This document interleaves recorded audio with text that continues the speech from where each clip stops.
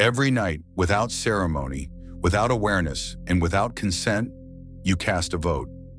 Not at a ballot box, not in a boardroom, not in the quiet of a morning meditation, but in the final minutes before consciousness releases its hold on the waking world. Every night, as your eyes grow heavy and the room goes still, you are not simply resting. You are issuing a command to the deepest, most obedient layer of your mind.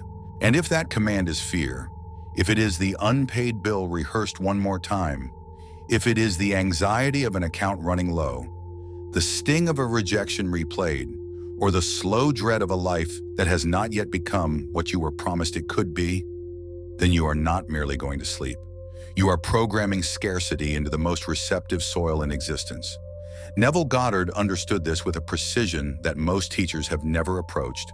He taught that the state you occupy as you cross the threshold into sleep is not passive, it is not neutral, it is the most creative act of your entire day. Your body rests, your imagination does not. And what your imagination builds in those final moments before sleep becomes the architecture of the world you awaken to tomorrow. Sleep in the end, Neville said, and lack loses every authority it ever held over your life. Consider for a moment the morning you have been waking into, not the morning you intend, not the morning you have visualized in your better moments, when the light was good and the affirmations felt possible. Consider the actual morning, the one that finds you before you are ready for it, the one that arrives with the same low hum of concern that yesterday left behind. Perhaps it is money. Perhaps it is the specific, private arithmetic of a life that costs more than it currently produces. Perhaps it is the awareness that the years you were supposed to harvest have arrived, and the field does not yet match the seed you believed you planted. You wake up, and within the first few minutes, the familiar weight returns. Not because you are weak, not because the law does not work, but because you have spent the night, every night, rehearsing the condition you are trying to escape. The last thing your mind received before descending into the deep creative hours of sleep was the very image, the very feeling, the very emotional signature of the problem. And the subconscious mind, which does not evaluate, does not argue, and does not question, received that impression as instruction. This is not a metaphor for carelessness. This is a mechanism operating with mathematical consistency. Neville Goddard described the subconscious not as a vague reservoir of old memories, but as the creative medium through which consciousness produces external conditions. What is impressed upon it with feeling and with acceptance becomes the pattern from which your external world is constructed. And because the mind is most impressionable at the border of sleep, because the analytical, doubting, resistant faculties of the waking intellect are quieted there, whatever state you occupy in those final moments carries disproportionate creative weight. The error is not that you have failed to think positively. The error is structural. You have been unknowingly using the most powerful reprogramming window available to you as a nightly rehearsal chamber for the very conditions you wish to leave behind. The night that was meant to be your laboratory has been functioning as your cell. The promise of what you are about to receive is not another layer of general inspiration added to what you already know. You have accumulated enough inspiration. What you need now is precision. What Neville Goddard gave the world in his teaching on the state akin to sleep was not a comfort. It was a blueprint, a specific, operable, repeatable method for using the natural architecture of the human nervous system as an instrument of inner transformation. The promise of this teaching is this, that the same mechanism you have been using against yourself every night can be reversed tonight. That the window that has been admitting fear can begin admitting fulfillment. That the subconscious mind, which has been receiving the image of lack with the authority of a decree, can begin receiving the image of completion, of supply, of relief, of life already met. You do not need a new day to begin this. You need a new night, and the night always comes. This is not a general lecture on the philosophy of Neville Goddard. If you have come here for an overview of New Thought principles, you will find that elsewhere. What follows in this space is a precise, structured method for using the pre-sleep state as a nightly reprogramming window, specifically targeting the pattern of financial lack, of supply anxiety, of the deep subconscious expectation that not enough is the permanent condition of your life. Every section of this teaching builds on the one before it. The foundation will show you the law. The architecture will show you the exact method, step by deliberate step. The refinement will name the specific errors that have been silently undoing your work. And the final sections will confirm this through the testimony of psychology, through the recorded evidence of lives that changed not by changing the world, but by changing the state they carried into sleep. You are not here by accident. This instruction arrives now because you are ready to operate the law with the precision it deserves. Before we proceed, there is one action available to you that is not symbolic. It is operative. In the comments below this video, write the words, "I sleep as fulfilled." Do not write it as a reaction to content. Do not write it as a demonstration of enthusiasm. Write it as a decree. Write it as the first conscious command you are issuing from the position of the law you are about to receive. The act of writing those words before you have even absorbed the full teaching is itself an exercise in what Neville called assumption, the willingness to act from the end before the evidence has arrived. That decree belongs to you. Plant it now and remain in this space, because what follows is not content assembled for general audiences. It is a curriculum of precision. What is taught here builds on itself, and to receive it in fragments is to lose the architecture entirely. There is also something you will need to know before this teaching is complete. A specific bedtime habit that appears entirely harmless, that millions of sincere practitioners engage in every night without suspicion, and that locks the old state into the subconscious with greater force than any deliberate act of negative thinking ever could. We will reveal it precisely when the structure of this teaching makes it undeniable. Stay until that moment. It will change the way you approach every night that follows. To understand what Neville Goddard meant by living in the end, you must first release the common interpretation of that phrase.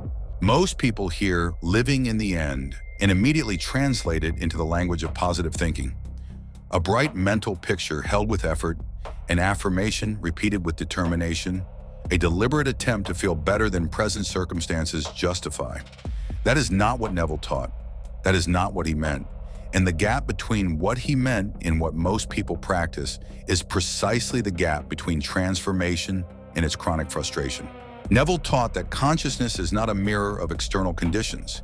It is their cause, the world you inhabit at any given moment, the money in your account, the quality of your relationships, the state of your health, the opportunities that find you or fail to, is not the source of your experience. It is the effect of a prior assumption. It is the outer projection of an inner state that was accepted as real, with feeling, at a level deep enough to impress the subconscious creative medium. The end is not the desired future. The end is the inner state of one who already lives inside the fulfilled condition. It is the feeling of already having, not the feeling of wanting to have. This distinction is not semantic. It is the entire mechanism. When you visualize something you wish to have, there is almost always a subtle but structurally devastating signal embedded in the act itself. The signal is distance. The signal is not yet. To picture something you want is to stand here and observe it there. The subconscious receives that relational truth, the truth that desire and object exist at a distance from one another, and faithfully reproduces that distance in your external conditions. This is why people can affirm for months, visualize for years, attend every seminar ever offered, and still find the gap between their understanding and their circumstances entirely unexplained. They are operating the law flawlessly, but they are operating it from the wrong position. They are standing in the position of wanting, and the law is faithfully delivering more wanting. Neville identified this error with surgical clarity. The law does not ask what you desire. It asks what state you occupy. And the state of desiring produces more desiring. The state of having, truly, feelingly, naturally occupying the inner sense of completion, produces its correspondence in the outer world. Living in the end, therefore, means something very specific. It means constructing an inner experience, not a distant visual picture, but a felt sense of reality that corresponds to the condition you choose, as though that condition were already the case. Not as though it might become the case, not as though you are hoping it will become the case, as though it already is. The inner sense Neville described was not theatrical, it was not effortful, It was the quiet, ordinary naturalness of someone who simply lives inside a particular condition. A person who has always had enough money does not walk through life with dramatic feelings of prosperity. They walk through life with the quiet, unremarkable sense that supply is simply what life provides. That settled, natural, undramatic feeling of things being as they should be, that is the end state. That is what you are learning to occupy, and to occupy it most powerfully, you are learning to occupy it at the threshold of sleep.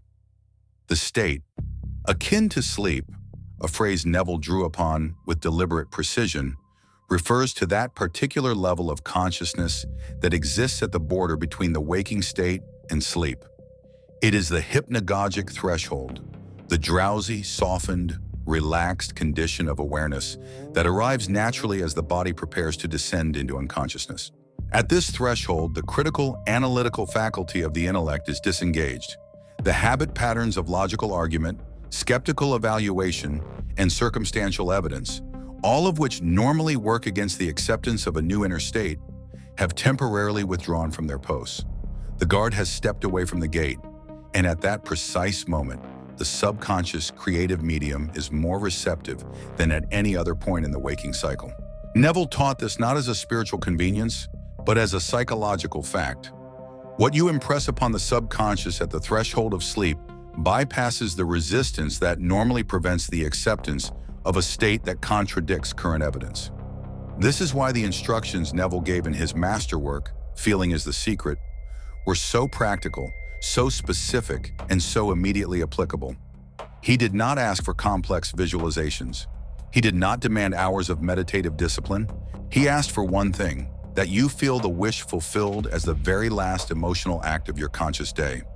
That you carry into the subconscious darkness not the weight of the day's evidence, but the inner signature of the condition you have chosen. He wrote with a certainty that has never been adequately appreciated. The feeling of the wish fulfilled, impressed upon the subconscious before sleep, must be worked out in what the conscious mind calls reality. Not might be worked out, must. This was not encouragement. This was the statement of a law as certain as any principle in physics. Cause precedes effect. The inner precedes the outer. The state precedes the condition. And the state impressed in sleep precedes the world you wake into. To deepen this understanding, consider the difference between two people going to sleep tonight. The first person has had a difficult day. Bills are overdue. A call was not returned. The numbers did not improve. As this person crosses the threshold of sleep, the mind is running its familiar review. What is wrong? What is owed? What might not be resolved? The emotional signature carried into the subconscious is one of deficit, of pending failure, of life that has not yet delivered what was promised. The subconscious receives this faithfully. It does not argue. It does not suggest that things might be better. It accepts the impression and uses it as the pattern from which the next layer of experience is constructed. The second person has had an equally difficult day, the same overdue bills, the same unreturned call, the same numbers. But this person has learned Neville's instruction, and as sleep approaches, this person constructs a single, brief, emotionally complete inner scene. The feel of relief, the naturalness of supply, the inner quiet of a person whose need has been met. The subconscious receives this with equal faithfulness. It does not ask how. It does not check the bank balance. It accepts the state as instruction and begins working from it into the architecture of tomorrow. The law is the same in both cases. What differs is the state from which it is being operated. The genius of Neville Goddard's teaching on this point is that it makes no appeal to supernatural intervention. It makes no claim that a force outside yourself will override natural law on your behalf. What it reveals is that you, specifically you, your imagination, your assumed state, are already the first cause in the sequence that produces your conditions. You are not petitioning a power outside yourself. You are operating a law that has always been operating through you, with or without your conscious participation. The only question has ever been this: will you operate it deliberately or accidentally? Will you impress the subconscious with the state of your choosing, or will you allow the unexamined residue of the day's experiences to do the impressing for you? Every night you have been operating the law. The question this teaching is asking you to answer, with a new and precise awareness, is which direction you have been operating in. To bring this to full clarity, consider Neville's own description of what imagination actually is. He did not treat imagination as a faculty for generating pleasant fantasies. He treated it, and this is the cornerstone of his entire body of work, as the very power of God in man. The creative intelligence of the universe, operating through the medium of human imagination. When you form an inner experience with feeling, with the naturalness and acceptance of completed reality, you are not performing a psychological exercise. You are engaging the only creative power that exists at the most fundamental level of being. Imagination, Neville declared, creates reality, not eventually, not with luck, not with the cooperation of favorable circumstances. It creates reality because it is the first cause, and all conditions are its effects. The sleep method is not a technique layered onto this principle. It is the most natural expression of it, using the most receptive window of the mind at the most creative moment of the biological cycle to impress the first cause with the authority of the completed end. What this means practically is that you have been given something extraordinary, not a new philosophy to believe in, but an instrument you already possess and already use every night. The difference between the life you have been living and the life you have been seeking is not a difference in deserving, in faith, in divine favor, or in the raw material of your character. It is a difference in the state carried into sleep. Neville was uncompromising about this. The outer world has no power to change itself. It changes when the inner pattern that is producing it is changed. And the most powerful moment to change the inner pattern is the moment when the instrument of change, the subconscious creative medium, is most open, most soft, most entirely without resistance. That moment is sleep. That moment arrives every single night. And every night you have spent it delivering the wrong instruction is a night that can now be reclaimed, not with regret, but with the calm authority of one who now understands the mechanism and has decided to operate it with precision. What you carry into the night is what the night builds. This is the teaching. This is the law. Neville did not speak of this as a spiritual reward for the righteous. He spoke of it as an impersonal principle, as indifferent to your history, your failures, or your age, as the principle of gravity is indifferent to the history of any object that falls. The law does not ask how long you have been carrying the wrong state. It does not require you to compensate for decades of unconscious lack programming before it begins to respond. The moment a new state is genuinely assumed, genuinely felt, genuinely occupied from the inside, the law responds to that new state. The past has no legal authority over the principle. You are not serving a sentence, you are operating a law, and the law responds to what is impressed upon it now. The promise carried in this teaching, the one that deserves to be received with solemn weight, not casual optimism, is that the last minutes of your waking day contain more creative power than all the affirmations, all the vision boards, and all the seminars combined. Not because the night is magical in any mystical, undefined sense, but because the mind is most open there, because resistance is lowest there, because what is accepted there is accepted without argument, without the friction of counter-evidence, without the habitual defense mechanisms that the waking intellect deploys against every impression that contradicts what the eyes are currently reporting. Sleep is not the end of your creative day. Sleep is its most powerful chapter, and the chapter you write in those final moments before consciousness releases its grip determines the chapter life begins writing for you when the next morning arrives. This, in its complete form, is what Neville Goddard meant by living in the end. Not a vague mental exercise, not a daily affirmation recited with effort, but the precise, deliberate, feeling-based occupation of the inner state of one for whom the desire is already the condition, not one who hopes it will come, not one who tries to feel as though it has come, but one who, with the quiet authority of natural assumption, simply rests inside the world where it already is. The body rests, the imagination does not stop, and the imagination, impressed with the end, builds the end. This is the law, this is the mechanism, and the rest of this teaching exists to show you how to operate it with the precision it has always deserved. To understand why the pre-sleep state holds the authority it does, you must understand something about the nature of the subconscious mind that is rarely presented with adequate clarity. The subconscious does not reason. This is not a limitation, it is its defining power. The faculty that reasons, that evaluates evidence, that weighs probability and calculates risk is the conscious, waking intellect. And while that faculty is essential for navigating the practical demands of daily life, it is also the primary obstacle to the acceptance of a new inner state. Every time you attempt to assume the feeling of fulfilled supply in the broad daylight of waking consciousness, the intellect is present, watching, and producing its counter-argument.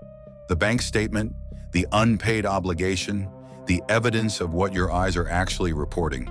The intellect is not malicious, it is simply doing its job. But its job is incompatible with the job of the subconscious, which is to accept and to create from whatever impression is given to it. Think of the subconscious as soil, not metaphorically.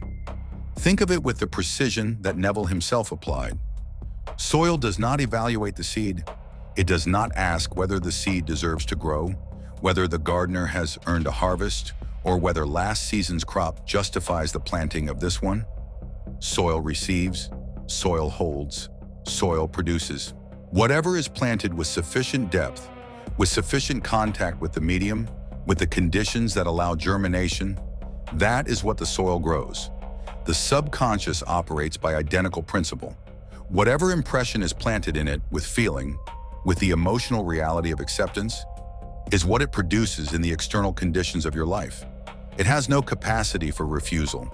It has no agenda of its own. It is the most impartial and reliable creative medium in existence, and it responds with absolute consistency to whatever instruction it receives. Now consider the state of that soil at two different times. During the waking day, the soil is covered. The analytical intellect operates as a thick surface layer that filters and evaluates every impression before it can penetrate to the creative medium below. You attempt to feel prosperous, and the intellect presents the bill. You attempt to feel secure, and the intellect presents the calendar. You attempt to feel healthy, and the intellect presents the symptoms. The filter is always working, and for any impression to reach the creative soil through that filter, it must have extraordinary force and repetition. This is why most conscious affirmation, practiced only during the waking hours, produces such inconsistent and frustrating results. The impression is being planted on the surface. It is not reaching the soil with sufficient depth to germinate, but at the border of sleep, the filter lifts. The analytical layer dissolves. The intellect, exhausted from its daily work of evaluation, steps back and allows a direct line of access to the creative medium below.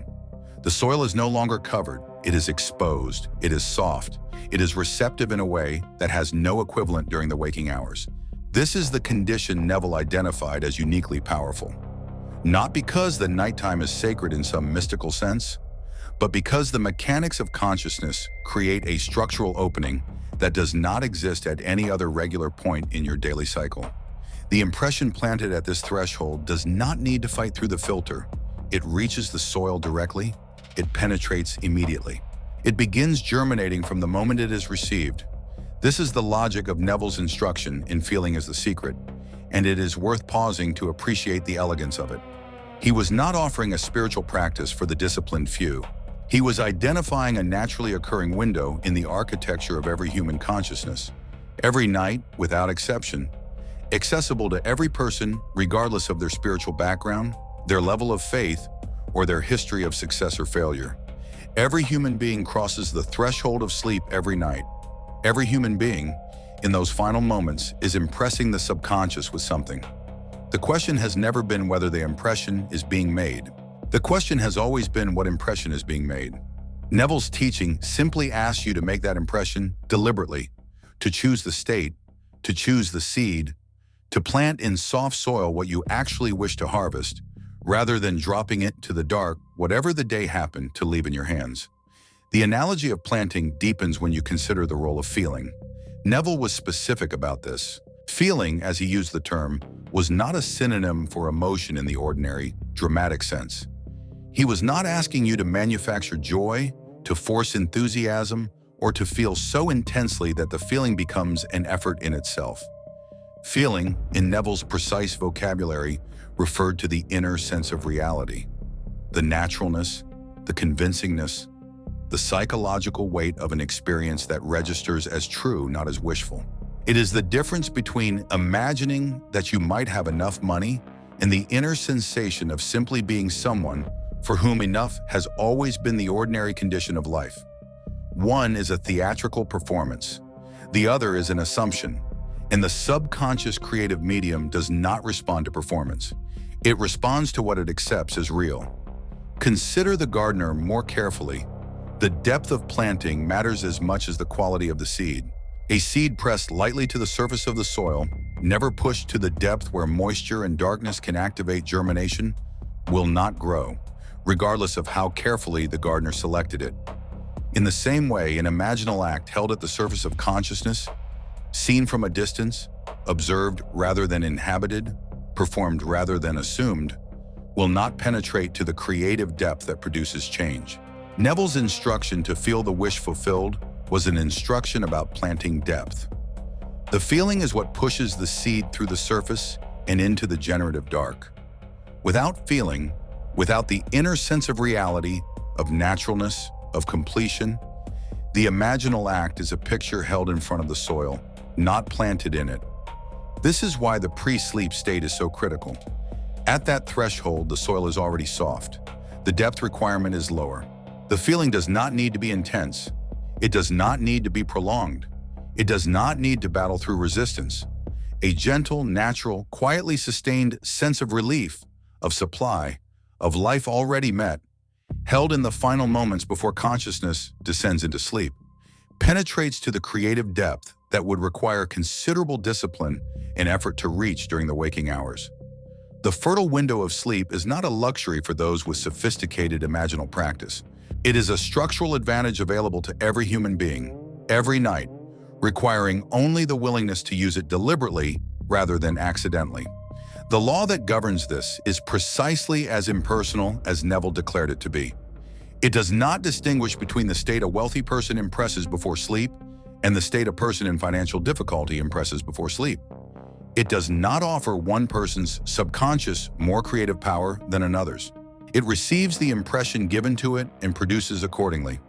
This is both the greatest comfort and the most significant responsibility this teaching carries. The comfort is this: your past has not permanently programmed the subconscious against your prosperity.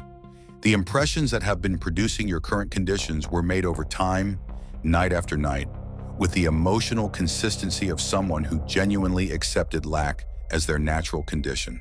But those impressions can be superseded, not gradually through years of slow reconditioning, but through the consistent application of a new state in the same fertile window that received the old one. The responsibility is equally clear. No external circumstance is producing your conditions without your subconscious having first accepted the corresponding inner pattern. The world is not doing this to you.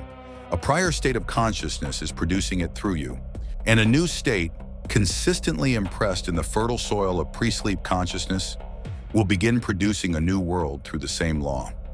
The precision of this mechanism is what separates Neville Goddard's teaching on sleep from every other spiritual instruction that has touched the surface of this subject. He was not suggesting a practice that might work for some people in some circumstances. He was describing an operating principle of consciousness, one as reliable as the principle that planted seeds produce corresponding plants. The soil does not debate the nature of the seed. The subconscious does not debate the nature of the impression. What is planted is what grows. What is impressed is what is expressed. The only variable that has ever been under your control is the state you impress in the fertile moments before you descend into the creative darkness of sleep.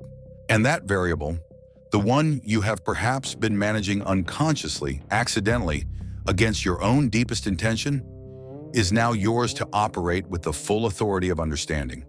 The night is not your enemy. The night has never been anything other than a laboratory. You are now learning what to do inside it. Before any imaginal act can reach the creative depth Neville described, there is a prerequisite state that must be established. Not a technique, not a sequence of steps, a condition of being. Neville called it the state akin to sleep, But the quality he was pointing toward can be described with a word that most people associate with ease rather than power: relaxation. Not the relaxation of indifference or fatigue, but the specific quality of inner settledness that arises when the body is completely at rest and the mind has released its grip on argument. This state, calm, softened, free of tension, free of striving, is the required precondition for effective sleep work. Without it, no imaginal act has full access to the subconscious creative medium. The gate requires this specific key before it opens. This is not a minor preparation detail, it is architecturally essential. Consider what happens when you attempt to force an imaginal experience from a place of tension. The muscles are tight, the breathing is shallow. The mind is working, straining, reaching for a feeling it cannot quite grasp. That strain carries a signal of its own, a signal of incompleteness, of effort, of not yet there. And that signal is precisely what the subconscious receives alongside the imaginal content. You may be picturing supply, but the feeling tone beneath the picture is one of effortful absence. The subconscious, which receives both, does not sort between them. It receives the whole impression, and the whole impression contains the strain of wanting. Neville understood this with the precision of a master diagnostician, and his instruction was consistent across every lecture he delivered on this subject. Do not force.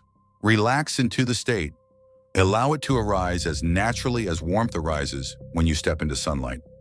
The quality of relaxation required for effective sleep work can be approached through a specific kind of bodily intention. As you prepare for sleep, the first movement is not imaginal. It is somatic. Release the body deliberately. Allow the weight of the limbs to settle. Allow the breath to slow to its own natural rhythm without manipulation. Allow the eyes already closed to soften in their sockets. This is not a meditation practice requiring special posture or trained discipline. It is simply the act of consciously cooperating with what the body is already preparing to do. The nervous system, left to its own intelligence, naturally moves toward the threshold state. Your task is not to create it artificially, but to allow it, and to enter it with something to carry.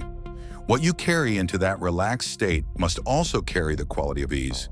The fulfilled scene, the one you are about to choose and inhabit, must not be constructed from effort. It must feel natural. This is a distinction that Neville emphasized repeatedly and that most practitioners miss entirely. Naturalness is not drama. Naturalness is not peak emotion. Naturalness is the quiet, unremarkable sense of a condition being simply the way things are. A person who has just received news that their debt has been cleared does not necessarily feel ecstasy. They feel relief. They feel a certain settled quietness.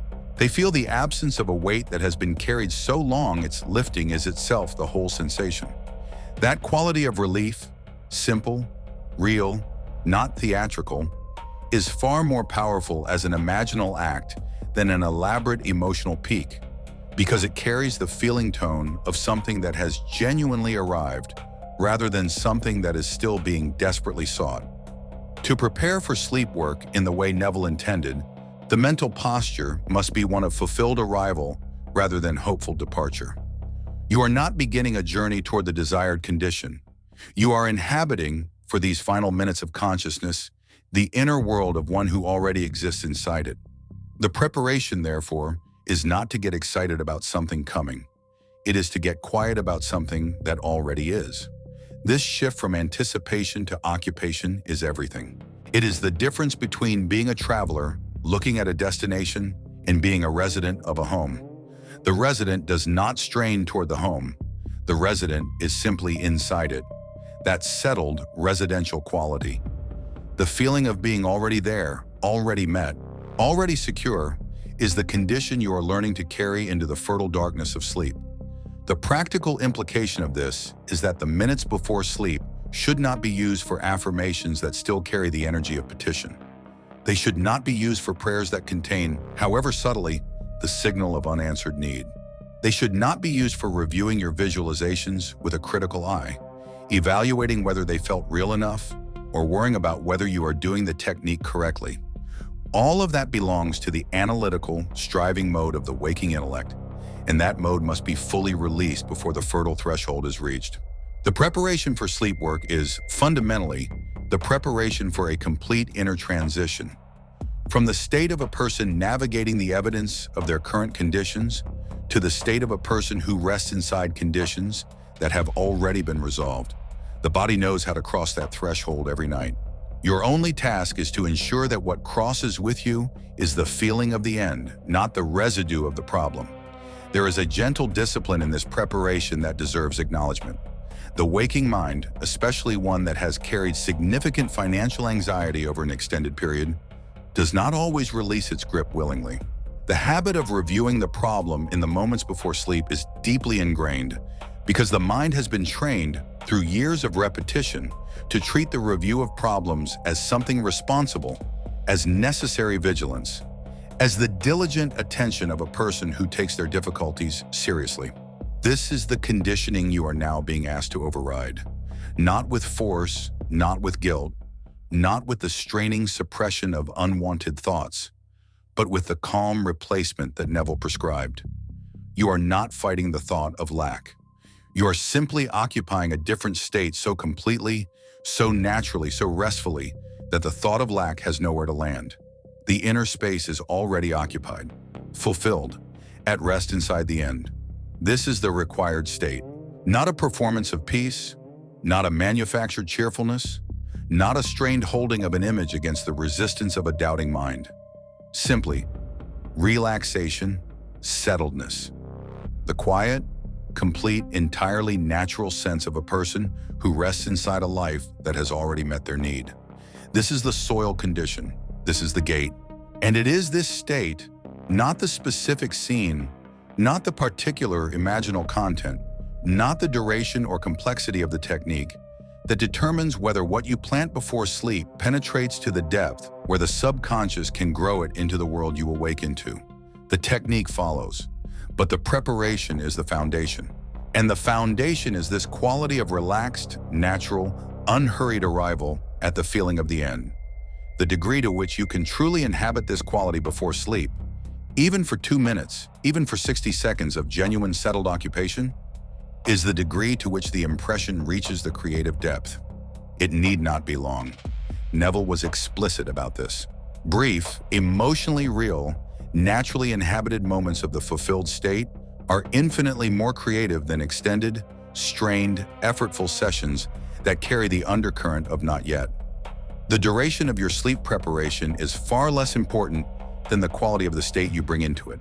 A single moment of genuine inner arrival, of truly, quietly, naturally feeling the relief of supply already met, is worth more as a subconscious impression than an hour of forced visualization that never quite convinced the inner sense of its own reality. Prepare, therefore, not by attempting to visualize harder. Prepare by learning to relax more completely. The law does the rest from precisely the state you create in that completion. With the required state understood, relaxed, natural, quietly fulfilled, the method itself can now be presented with the precision it deserves. Neville Goddard's instruction for pre-sleep imaginal work was never complicated. Its power has never resided in complexity. It has always resided in the quality of a single, carefully chosen imaginal act, held with feeling at the threshold of sleep. What follows is not a modified version of his teaching. It is his teaching, expressed with the structural clarity that allows you to apply it tonight. The first step is the selection of one fulfilled scene, not a story, not a sequence of events, not an elaborate narrative of how the condition came to be resolved. One scene, a single moment of experience that could only exist if the desired condition were already the fact of your life. For those working specifically with lack, with the subconscious expectation of insufficient supply, this scene should be chosen with care. It should imply, without requiring explanation, that the financial condition has already shifted. It should carry the emotional signature, not of a dramatic financial windfall, but of something simpler and more powerful. Relief, security, the ordinary, unremarkable sense of a need that has been met. Consider what that moment might look like. Perhaps it is the feel of a bank notification that carries a number that produces ease rather than dread. Perhaps it is a brief, quiet conversation with someone you trust, in which you speak of a financial concern in the past tense, something that was worrying you that has now been resolved. Perhaps it is as simple as the physical sensation of lying in the bed you are actually lying in, but feeling from the inside that it belongs to a life in which supply is not a question. The scene need not be dramatic. It need only be real in its feeling.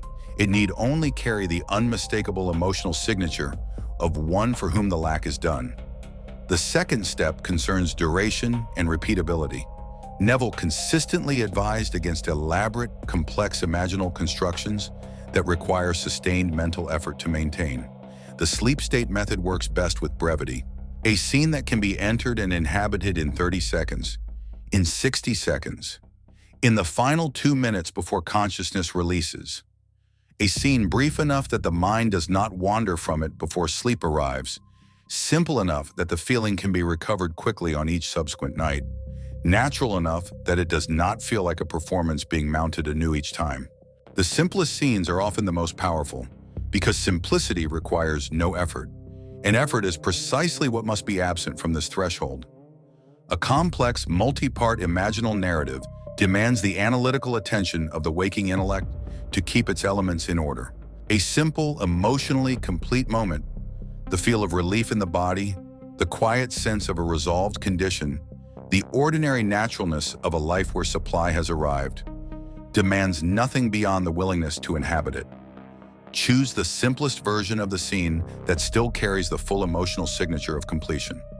The third step is the deliberate addition of sensory reality. This is where the imaginal act moves from being an observed picture to being a lived experience. Neville made a crucial distinction that many of his interpreters miss. He did not advise watching the scene as one watches a film from outside it.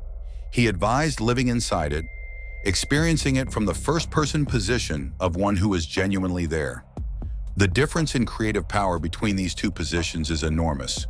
A picture observed from outside carries the feeling tone of observation, the slight psychological distance of the viewer from the viewed.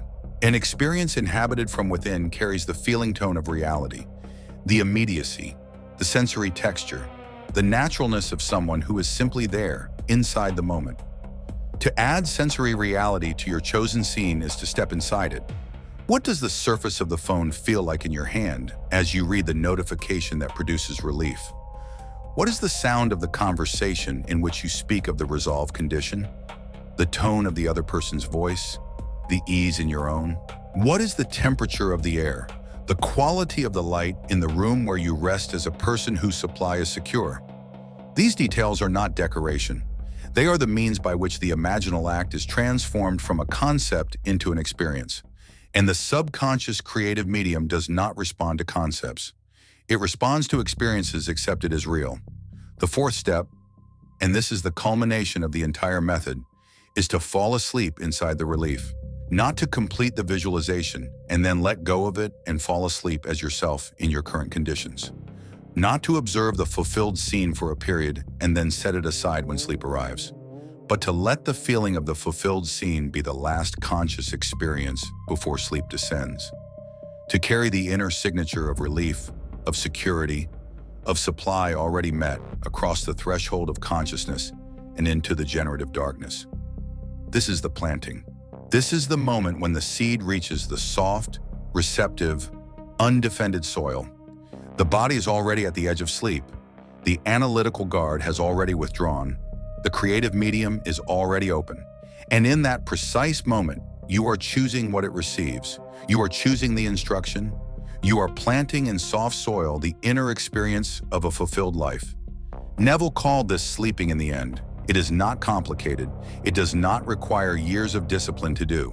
What it requires is only the willingness to choose in those final moments, the state that corresponds to the life you have decided to live, and to let sleep carry that state into the subconscious, where the law receives it as the pattern from which the next layer of your experience will be constructed. There is a fifth element that belongs to this method, though it receives less attention than the pre-sleep practice itself, and it is the post-sleep transition. The morning, the first minutes of waking. These moments carry their own significant creative weight because they represent the other border of sleep, the threshold of emergence, the point at which consciousness is returning from the deep creative hours and has not yet fully re-engaged the critical, analytical faculties of the day. In those first moments of waking, before the eyes are fully open, before the phone is checked, before the inner monologue of the day's obligations has resumed its familiar volume, there is a window that corresponds in quality, if not in depth, to the pre-sleep threshold. Neville understood this, and his instruction for the morning was consistent with his instruction for the night. Return, briefly but genuinely, to the feeling of the fulfilled state. Not an elaborate visualization, not a morning affirmation session, simply the quiet, conscious recollection of the inner state you carried into sleep. The relief, the security, the naturalness of supply already met, and the gentle, deliberate choice to bring that feeling forward into the first conscious moments of the new day. This morning return serves a specific function in the architecture of the method. The pre-sleep impression, planted in the fertile soil of the threshold, begins its creative work in the subconscious hours of sleep. But the conscious day that follows presents every familiar counter-argument, every piece of unchanged evidence, every old habit of thought that has been managing the experience of lack.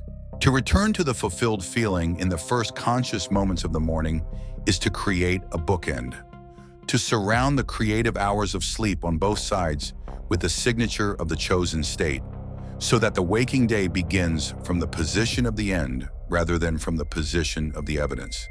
This does not require a long morning practice. It requires only the deliberate, conscious, unhurried choice, made before the phone is checked, before the news is absorbed, before the day's logistics have reasserted their volume, to begin from relief rather than from anxiety. To open the eyes, however briefly, from the inner position of one whose supply is already the fact of their life. This is how the night's planting is protected in the morning. This is how the circuit is maintained. And this is the complete method, beginning in the pre-sleep threshold, inhabiting the feeling of the end through the generative darkness, and returning to that feeling as the first conscious act of the waking day. With the method now fully presented in its structural integrity, the teaching must turn to the errors that have most consistently prevented this method from reaching its full creative depth. These are not errors of effort or sincerity. Every person who has ever applied Neville's teaching on sleep has brought effort and sincerity to the practice. These are errors of mechanics, structural misalignments between the instruction and the execution that silently and consistently undermine the creative impression before it can reach the depth where it would produce results. They are common, they are recurring, and they are almost never identified with sufficient precision to be corrected. What follows is that identification, offered not as criticism, but as the clinical naming of a pattern that a diagnostician has observed countless times and can now describe exactly. The first error is the most fundamental, and it is the error that lives inside the very act of visualization itself when it has not been properly understood. It is the error of visualizing from wanting. When you sit down or lie down to inhabit the fulfilled scene, and the inner position you occupy is that of a person who does not yet have the thing, whose imagination is reaching toward it from the position of its current absence, the visualization carries a structural flaw that no amount of effort or emotional intensity can repair. You may picture the scene in extraordinary detail. You may hold the image with great discipline. You may feel something that resembles the emotion of having arrived. But if the underlying position from which you are imagining is one of distance, of here reaching toward there, of not yet attempting to imagine the already, then what the subconscious creative medium receives is precisely that relational truth. The distance, the not yet. And the law, faithful and impersonal as always, produces more of the same, the feeling of distance, the experience of not yet. Neville's instruction was unambiguous about this. You must not picture the desire from outside it. You must inhabit it from within. You must be inside the scene, not looking at it. You must feel from the end, not toward it.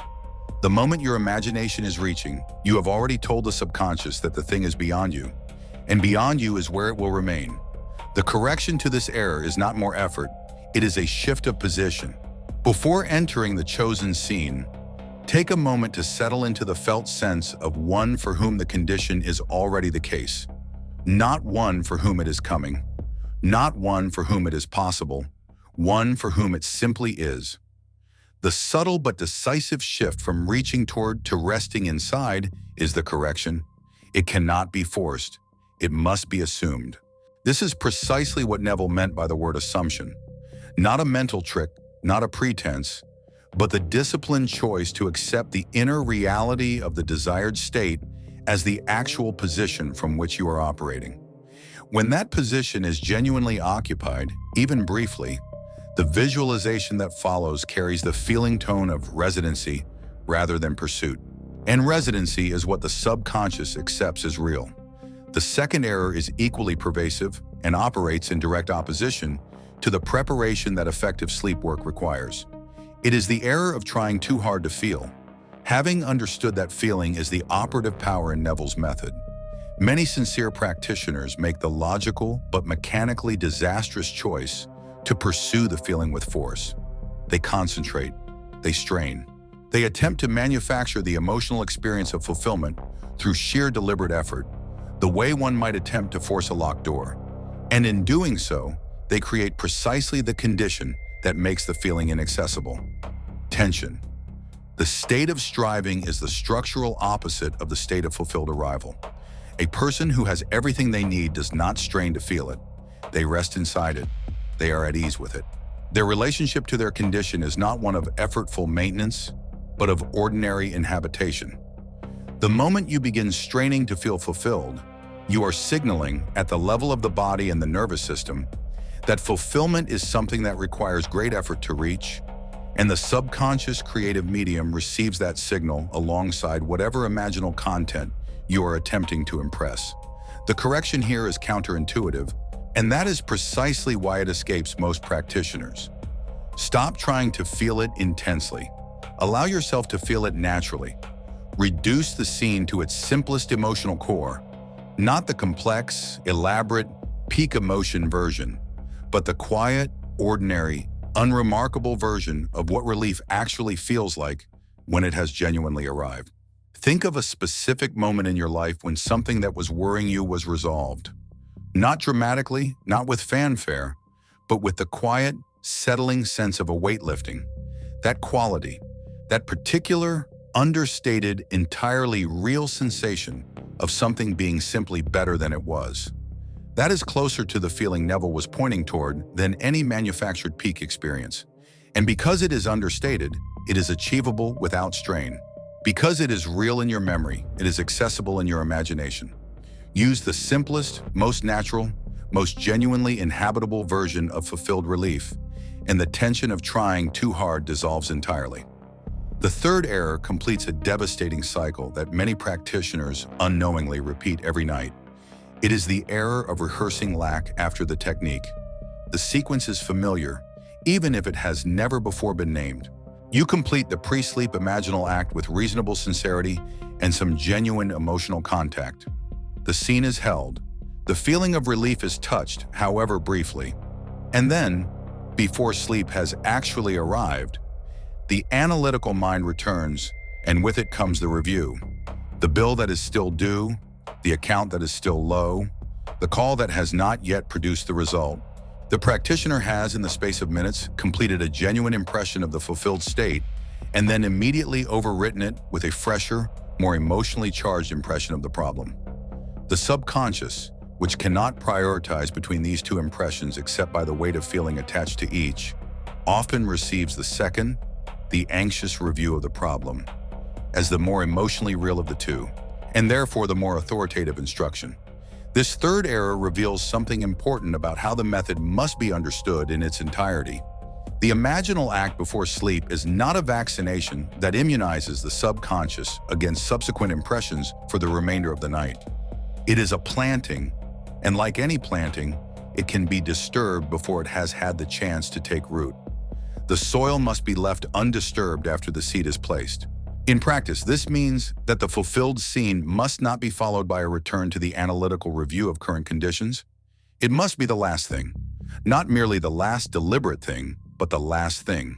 The final conscious experience before sleep makes all subsequent thought irrelevant.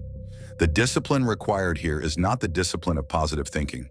It is the simpler, more mechanical discipline of ensuring that nothing follows the impression, that the fulfilled feeling is not a step in a sequence that continues, but a door that closes behind you as you cross the threshold of sleep. There is a bedtime habit that was promised to you in the opening of this teaching.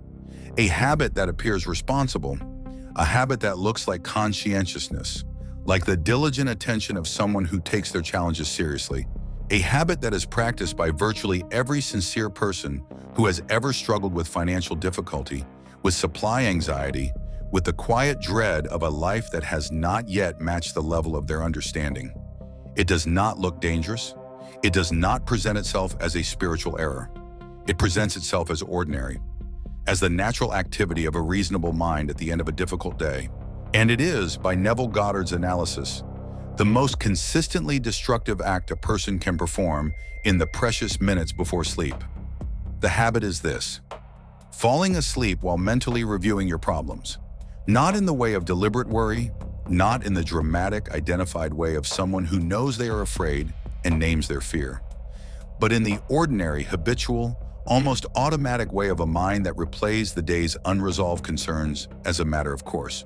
The unpaid bill that appears in the mind's eye one more time, the financial gap calculated once again in the half-conscious arithmetic of a tired mind, the conversation that needs to happen, rehearsed again in the darkness with all its difficult specifics, the account balance reviewed not with intention, but with the quiet, compulsive gravity of a concern that has become so familiar, it no longer requires a decision to think about. It simply appears, and the tired mind follows it, and sleep arrives at the end of that mental review. This is not carelessness. This is not weakness. This is a learned behavior so deeply established that it feels like part of the natural process of going to sleep. For many people, reviewing the problems of their financial life before sleep feels like preparation, as though the mind is doing the responsible work of keeping track of what needs to be solved. But understand what is actually happening at the level of subconscious creative law. Every night that you cross the threshold of sleep while inhabiting the emotional state of someone who carries unpaid obligations, insufficient supply, and unresolved financial anxiety, you are performing an imaginal act. You are not performing it consciously. You are not performing it deliberately. But you are performing it with the full creative authority of the pre-sleep state, in the most receptive soil available to the human mind, with the feeling of reality, because the problem genuinely feels real, and that feeling is precisely the quality of impression that reaches the creative depth. You are every night sleeping in the problem, and sleeping in the problem is sleeping in an assumption. And the assumption held at the threshold of sleep becomes the pattern the subconscious produces. This is Neville's teaching in reverse, and it is operating against you with exactly the same precision that it could be operating for you. The law does not recognize the difference between an intentional imaginal act and an habitual one. It does not offer a discount to the person who fell asleep reviewing their bills because they were too tired to do their visualization, rather than because they genuinely believed in their lack. The subconscious receives the impression, not the intention. It receives the feeling state occupied at the threshold of sleep, not the spiritual aspiration held during the waking day. And so the sincere practitioner who meditates in the morning, affirms at midday, and then collapses into bed while replaying financial anxiety is, by the mechanism of the law, spending more creative time impressing lack than impressing fulfillment.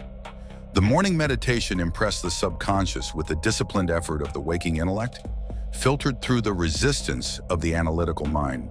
The midnight financial review impressed the subconscious through the open gate, in soft soil, without resistance, with the full authority of genuine feeling, and the law produces accordingly. This is the revelation that was promised, not the revelation of something exotic or remote, the revelation of something operating in your own bedroom every night in the most ordinary and invisible way imaginable. The habit of falling asleep in the problem is not a personal failure. It is not evidence of insufficient faith. It is a mechanical error, a structural misalignment between the creative instrument you possess and the instruction you have been delivering to it.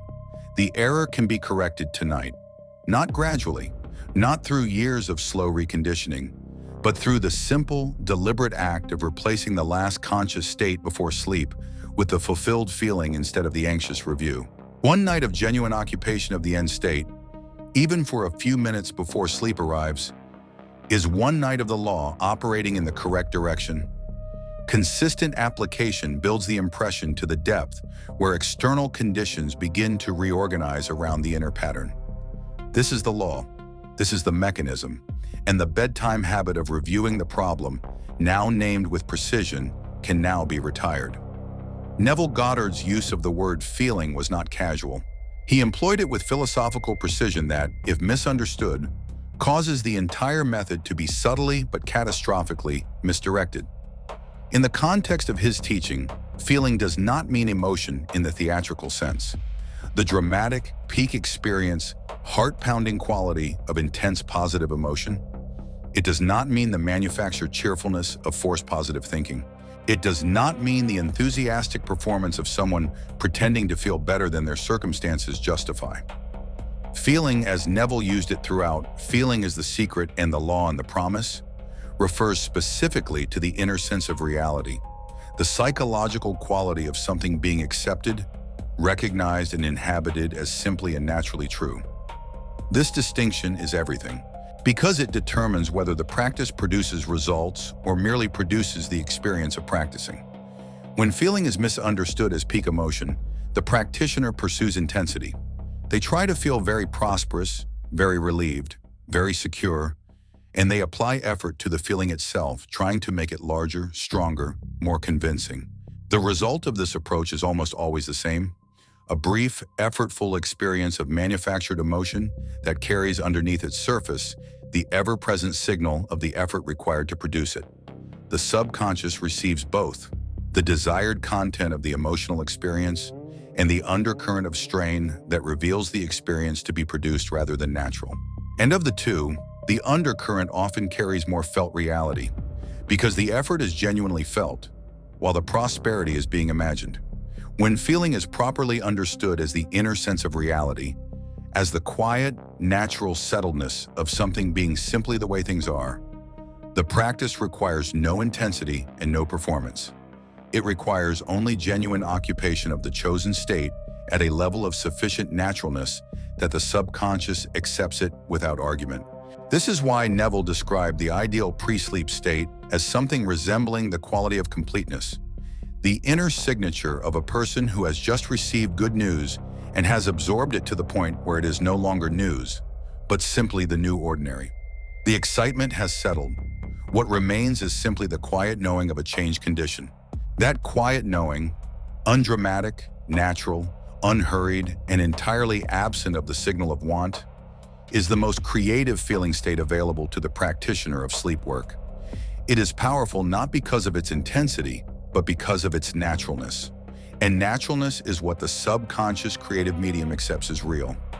Inner speech is the final precision Neville added to this framework, and it belongs here as a refinement of the method's final form. He observed that the internal conversation you maintain with yourself, the running monologue of self-talk that accompanies nearly every waking and half-waking moment, is itself a form of assumption. What you say to yourself in the quiet interior voice that no one else hears is a constant declaration of your accepted state.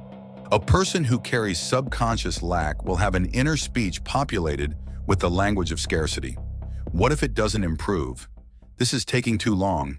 It may never change. I have been here before.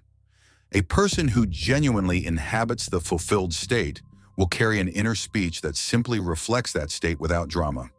This is handled. Supply flows naturally to me. I am already at ease with this. Neville's instruction for the pre-sleep period included this: allow the inner speech to change, not through forced affirmation, but through genuine occupation of the state. When the state is genuinely assumed, when the feeling of the end is genuinely inhabited, the inner speech changes naturally because it reflects what is assumed to be true. And that inner speech, carrying the quality of the fulfilled state, is the final texture of the impression planted in the subconscious before sleep. To those who approach spiritual law with a healthy respect for empirical inquiry, The precision of Neville Goddard's teaching on pre-sleep consciousness finds a remarkable and genuine parallel in what psychology and neuroscience have observed about the architecture of the sleeping mind.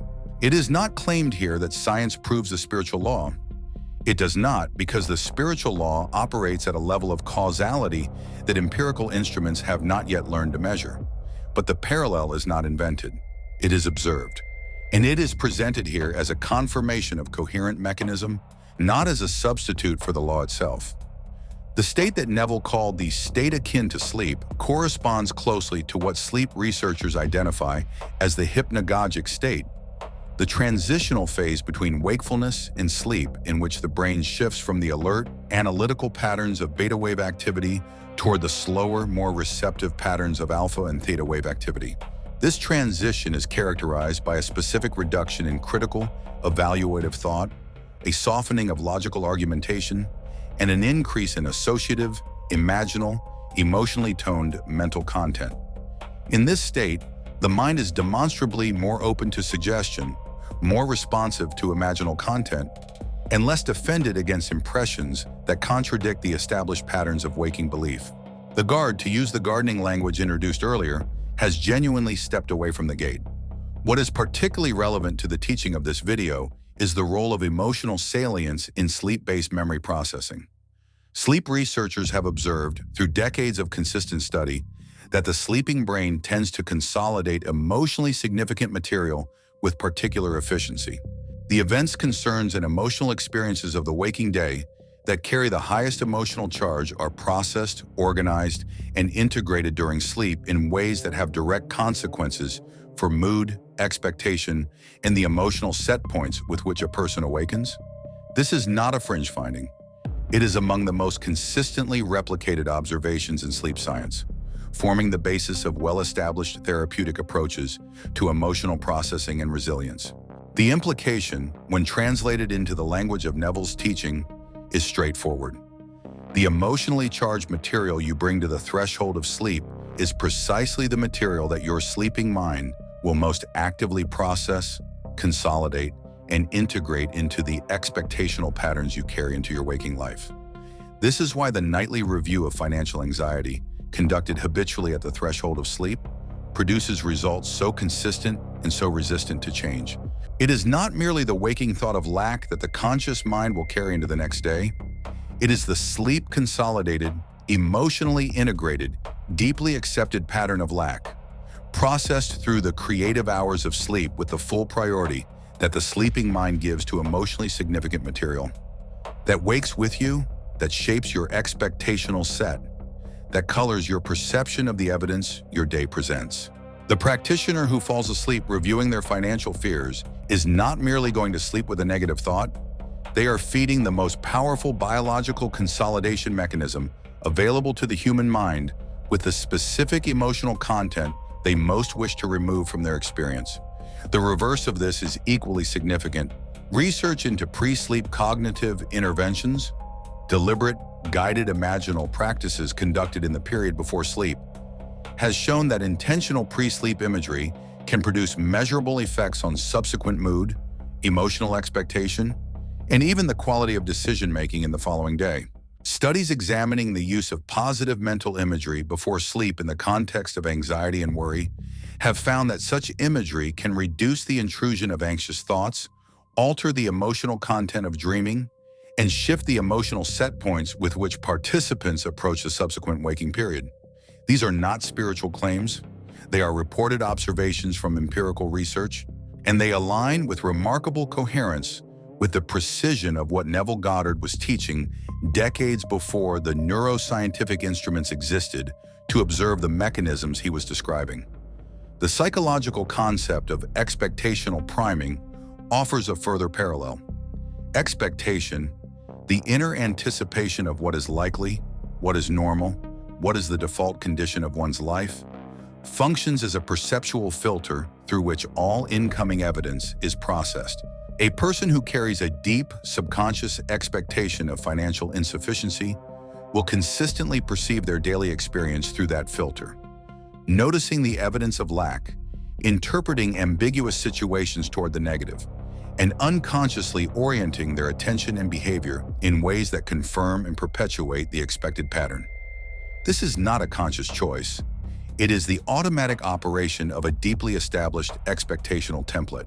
And expectational templates, as psychology has consistently shown, are established and reinforced most powerfully through repeated, emotionally significant experience. The nightly emotional rehearsal of lack, carried out at the threshold of sleep when the brain is most consolidating and integrating, is precisely the mechanism by which the expectational template of insufficiency is maintained against every conscious effort to replace it. Neville Goddard, had he been speaking the language of psychology rather than the language of spiritual law, would have described the pre-sleep imaginal act as a deliberate intervention in the expectational priming cycle. By repeatedly, consistently, and with genuine emotional naturalness occupying the inner state of fulfilled supply at the threshold of sleep, the practitioner is providing the sleeping mind with different material to consolidate, material that, over time and with sufficient emotional reality, begins to shift the deep expectational template from insufficiency to fulfillment. The world does not change first. The expectation changes first, and the changed expectation changes the perception of the world, the orientation of attention and action within it, and ultimately, through the inspired, aligned, expectationally coherent behavior that follows from a changed inner state, the external conditions themselves. This is not magical.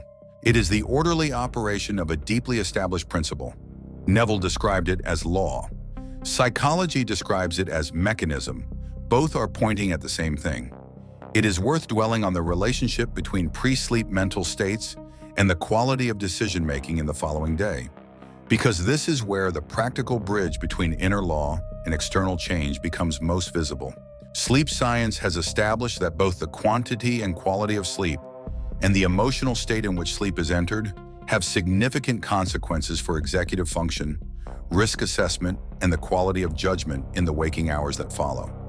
A mind that has entered sleep under the influence of chronic anxiety and has spent its sleep hours consolidating emotionally negative material wakes to a day with subtly but measurably compromised cognitive resources.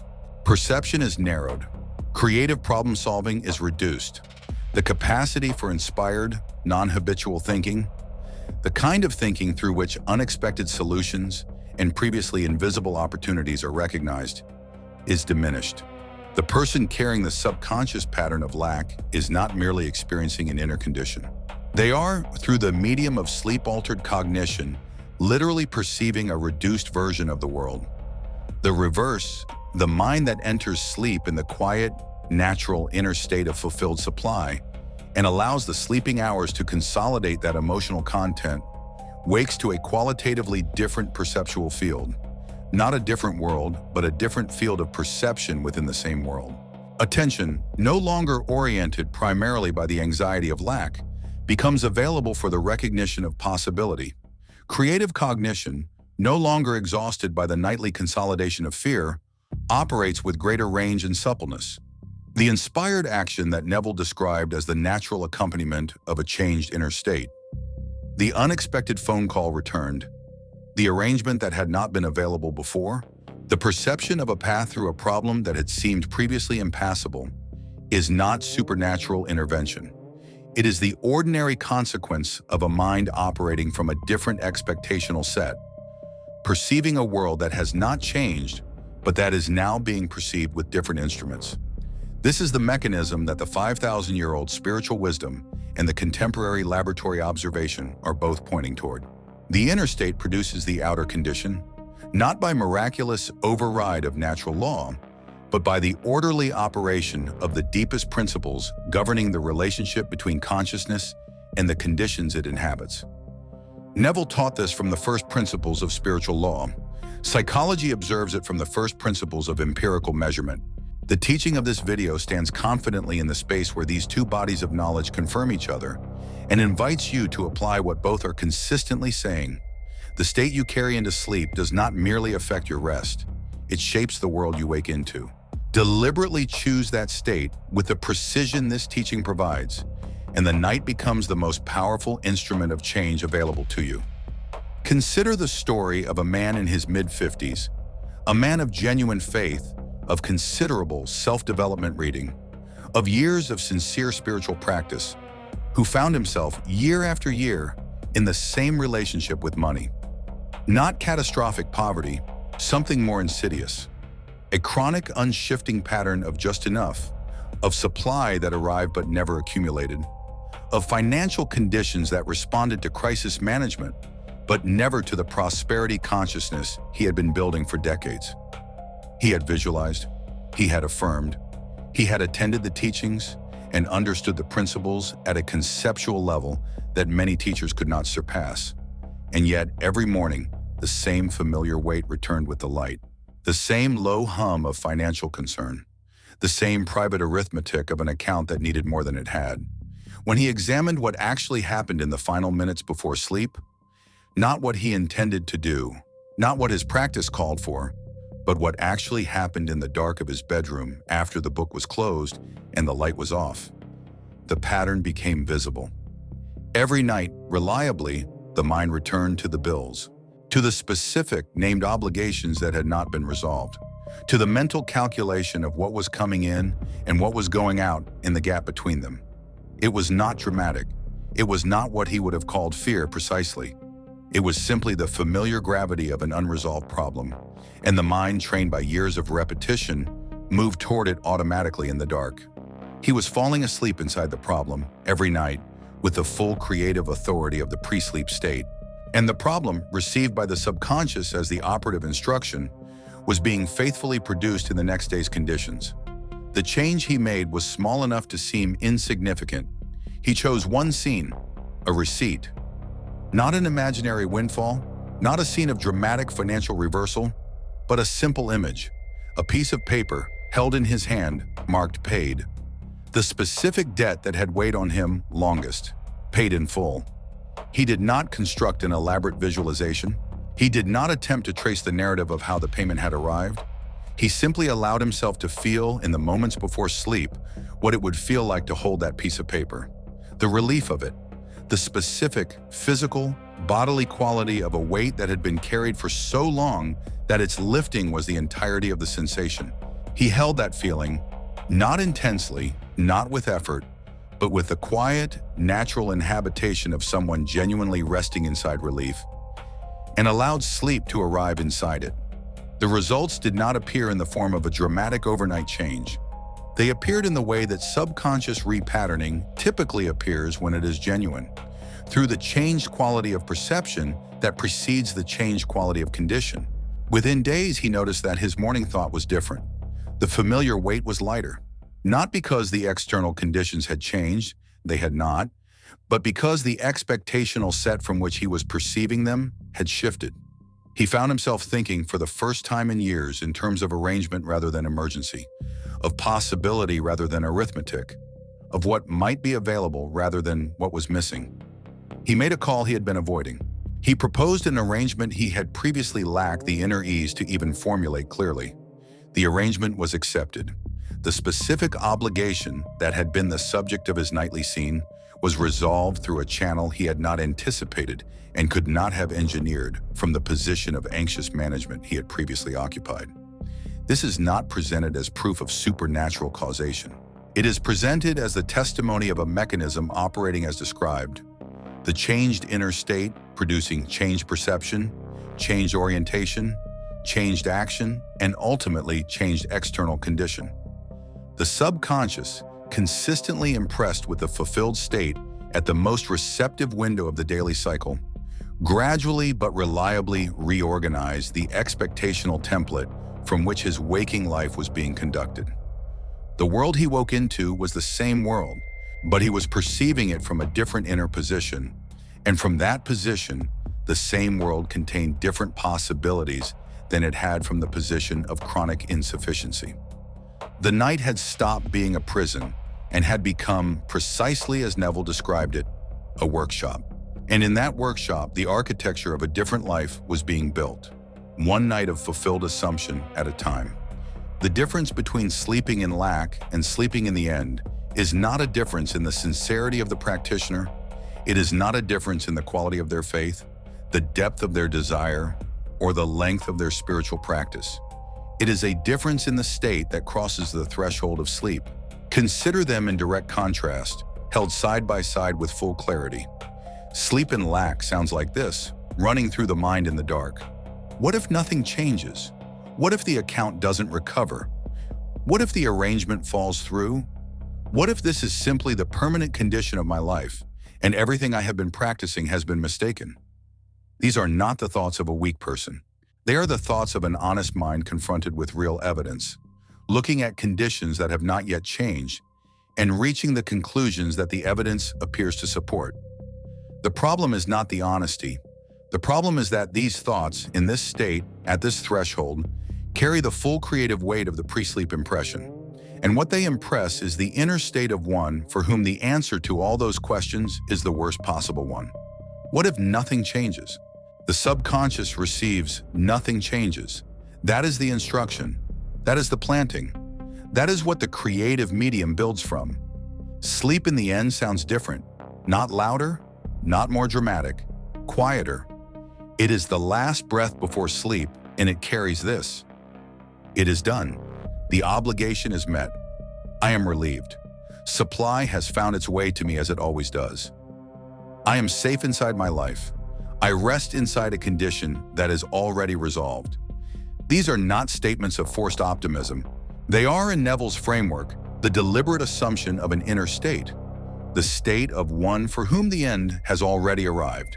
The subconscious receives this with identical faithfulness. It receives the inner state of a person for whom supply is the simple, ordinary, established fact of their life. And it builds from that pattern, not because the statement is true in the outer world at the moment it is assumed, but because truth in the operation of subconscious creative law is determined not by external evidence, but by accepted inner state. What the subconscious accepts as real becomes the pattern from which external reality is constructed. Sleep in the end, and the law builds from the end. Sleep in lack, and the law builds from lack. The law is the same. The direction of its operation is entirely determined by the state you carry across the threshold of sleep. What has been laid out in this teaching is not a self-improvement technique. It is not a tool for positive thinking, a strategy for managing anxiety, or an alternative approach to financial planning. It is the identification of a creative law, one of the most precisely operative laws governing the relationship between consciousness and its external conditions, and the presentation of a specific, structurally sound method for operating that law deliberately rather than accidentally. The conclusion that this law warrants is not a conclusion of enthusiasm or motivation. It is a conclusion of mathematical certainty. The last state of the day, the emotional imaginal content of the final minutes of waking consciousness, carries disproportionate creative authority over the conditions of the life that follows. This is Neville Goddard's teaching. It is consistent with the observed mechanics of sleep-based cognitive processing. It is confirmed by the testimony of lives that change not by changing their circumstances first, but by changing the state they carried into sleep. The creative doorway of the pre-sleep threshold is real. It operates every night. The only question is whether you will now walk through it deliberately. The architecture of what you have received today is complete in its internal logic. The foundation established the law. Consciousness precedes condition, and the subconscious creative medium is most receptive at the threshold of sleep. The architecture presented the method.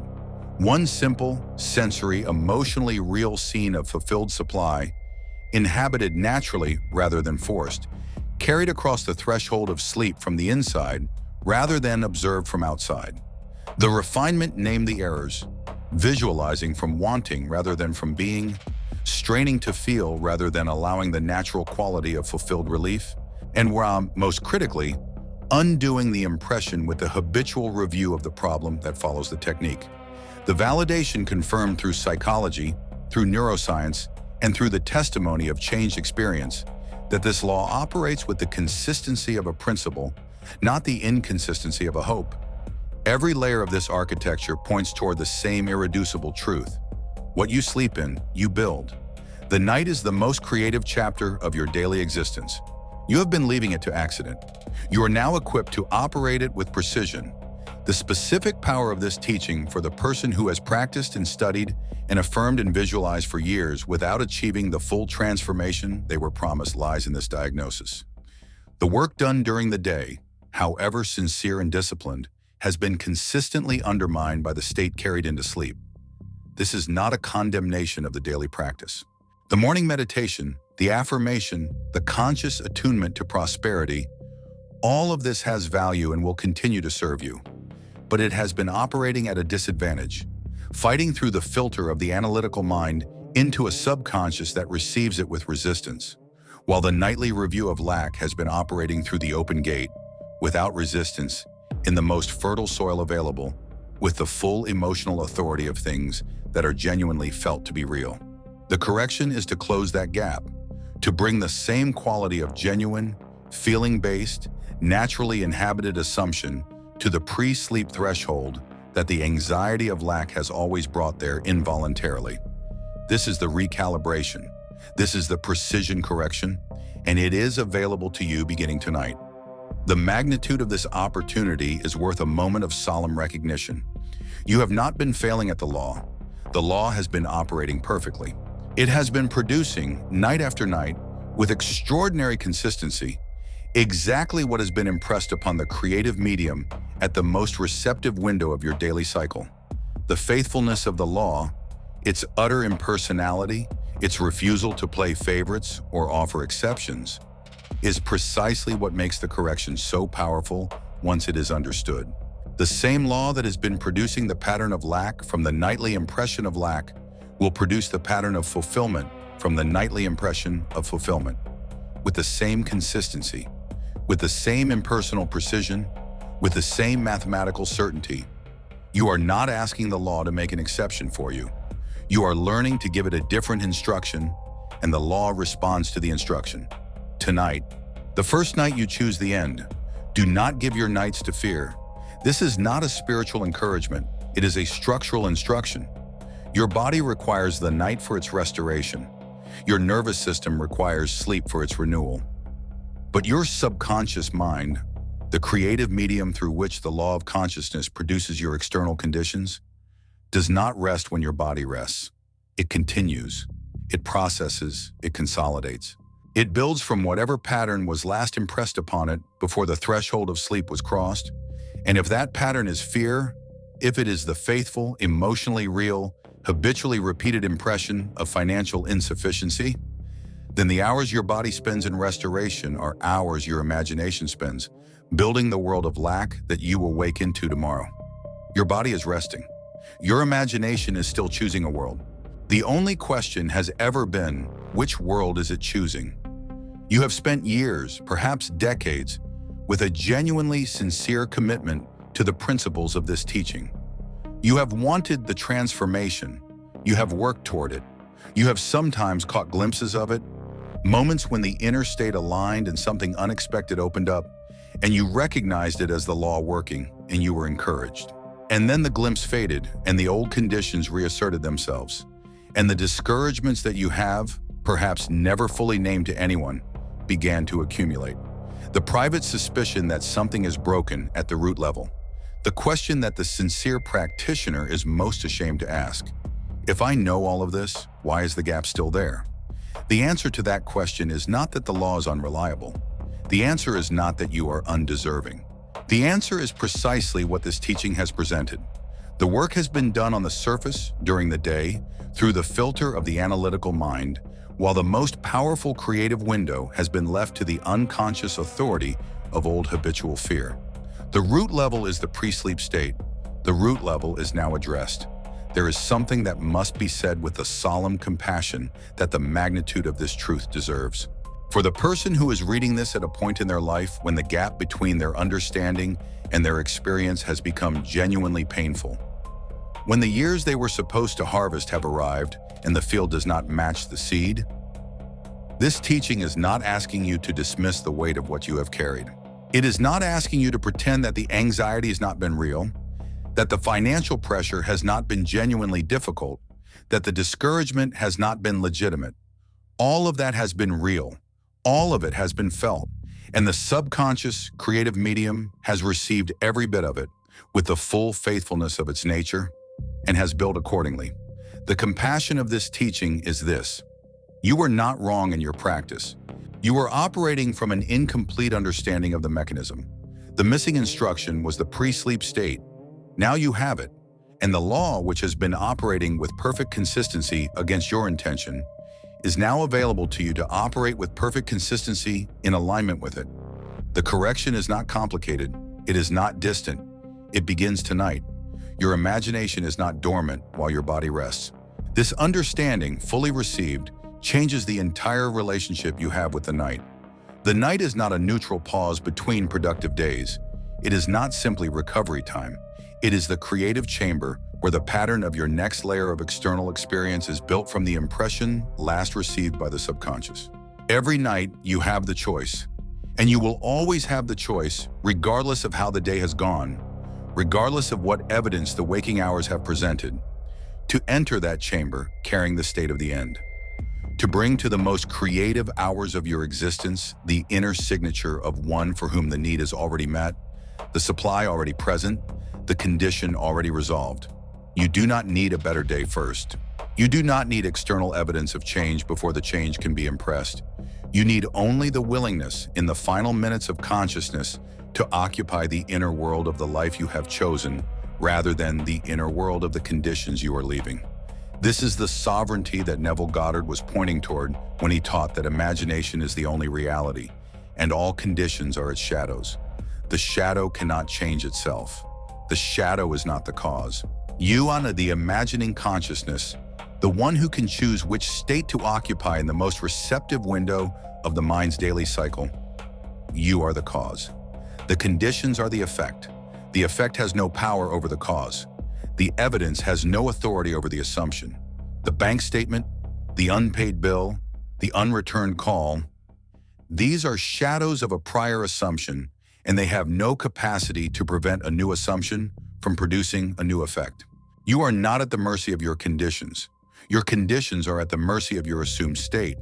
Sleep in the state of fulfilled supply, consistently, naturally, with the quiet authority of genuine occupation, rather than effortful performance. And the law has no choice but to produce its correspondence. It is not waiting for your worthiness. It is waiting for your instruction. The life that is available to you from this point forward is not a different life imposed from outside. It is the natural expression of a different inner state consistently held at the deepest level of creative receptivity. Neville Goddard spent decades attempting to make this truth accessible, to present it with sufficient clarity that those who received it would recognize it not as a new idea, but as the structure of reality that had always been operating around them. When you truly understand, not conceptually, but feelingly, in the bones of your inner experience, that the last state carried into sleep is the first instruction the creative medium receives for the construction of your next layer of external experience, then every night becomes an act of sovereign creative authority. And no night of your life need again be surrendered to the unconscious authority of old fear. You have the method. You have the understanding. The night that comes is already yours. The challenge that closes this teaching is not inspirational. It is operational. It has a name and a duration and a specific application. And it is offered not as a suggestion, but as the first deliberate exercise of the law you have just received in its fullness. The challenge is called the 7 Nights in the End, and it asks precisely what the name declares. For 7 consecutive nights, beginning tonight, not when circumstances feel more aligned, not when the external conditions have provided some preliminary encouragement, but tonight, you will fall asleep inside one brief, simple, emotionally real scene of fulfilled supply. Not a different scene each night, the same scene, chosen with care, constructed for simplicity, inhabited with the natural quality of genuine relief rather than the theatrical quality of forced emotion. One scene, 7 nights, the full authority of the pre-sleep window, operating in the correct direction for 7 consecutive cycles of the law. The scene you choose for this challenge should meet 3 criteria. It should imply, without requiring narration, that the specific financial concern you carry has been resolved. It should be simple enough to enter within 60 seconds, without effort or elaborate construction. And it should carry at its emotional core the specific quality of relief, not triumph, not excitement, not dramatic prosperity, but the quiet, real bodily sensation of a weight that has been lifted. Find your scene. It may be the image of a receipt marked paid. It may be the feel of a bank notification carrying a number that allows you to breathe. It may be as simple as the bodily sensation of lying in your bed, in the room you are actually in, but feeling from the inside the settled security of one whose supply is already established. Choose it with care. Keep it simple. Make it real in its feeling. And for 7 nights, carry it across the threshold of sleep. What you are likely to discover in those 7 nights will not, in most cases, be a dramatic external event on the morning of the 3rd day. What you are more likely to discover is subtler and ultimately more significant. A change in the quality of the morning. A lightness in the expectational set with which the day begins. A perception of the same external world that carries, somehow, a slightly different quality of possibility. You may notice that you are thinking about your financial situation in terms of arrangement rather than emergency. That a call you had been avoiding seems less daunting. That an idea arises that had not previously presented itself. These are not coincidences. They are the early signatures of a subconscious expectational template that has begun to shift, the first evidence of the creative medium receiving and beginning to build from a different instruction. Stay with the practice. Do not evaluate it too early. Let the 7 nights be complete. Let the law do what the law does when it is given a consistent impression in fertile soil. What follows for those who receive this teaching in the full depth it deserves will not be a return to the same relationship with the night. The night will have changed its character. It will have revealed itself as the creative laboratory it has always been. And the choice to enter that laboratory with the instruction of the end, rather than the residue of the evidence, will become as natural and as non-negotiable as any other act of deliberate craft. You are not the same practitioner you were when you pressed play on this video. Something has been identified that was previously invisible. Something has been named that was previously only felt as a vague obstruction.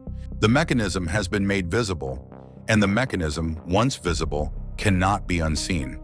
Before you leave this space, remain for one more moment. There is one final act available to you that will seal this understanding more permanently than any note you could take, any affirmation you could write on a card, any technique you could schedule into your morning routine. Think of one specific moment in your life, one real, particular, clearly remembered moment, when this law was already operating through you. It may have been a time when you assumed, without quite knowing why, that something would work out. And it did. It may have been a night when you fell asleep in a state of unusual peace about a specific concern and woke to find the concern resolved through an unexpected arrangement. It may have been the opposite, a night of genuine fear about something that then proceeded to unfold exactly as you feared. In either case, the law was operating. You may not have recognized it as the law at the time, but it was. Write that moment in the comments below. Not for this channel, for yourself. Because the mind that can identify the law operating in its own past has just developed the capacity to operate it consciously in its future. That recognition, specific, personal, grounded in your own actual experience, is the beginning of mastery. Write it, complete the circuit, and commit to the 7 nights. The laboratory is open. The method is yours. The night always comes.